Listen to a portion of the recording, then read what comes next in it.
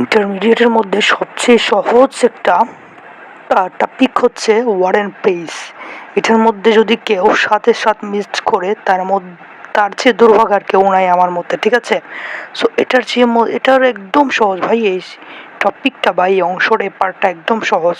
So let us start the first rules. Okay, the first one দেখেন, প্রথমত হচ্ছে জন্মস্থান, জন্ম সময় নির্দেশ করলে কি হবে দেখেন, ওয়াজ বর্ন। সো এখানে পাশে লেখা আছে কি, ইয়ার, প্লেস, টাইম, ঠিক আছে? সো আবার লক্ষ্য করেন, ইয়ার, প্লেস, টাইম, মনে থাকবে এই জিনিসটা, আপনারা লক্ষ্য করে রাখবেন।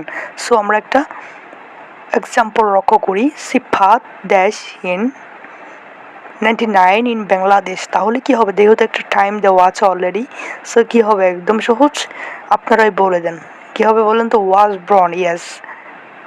সো নেক্সট হচ্ছে Shakespeare was born in dash England. তাহলে কি হবে বলুন তো, ওয়াজ বর্ন, যেহেতু ইংল্যান্ড দেওয়া আছে একটা জায়গার নাম, তাহলে কি হবে, ওয়াজ বর্ন, তাই না?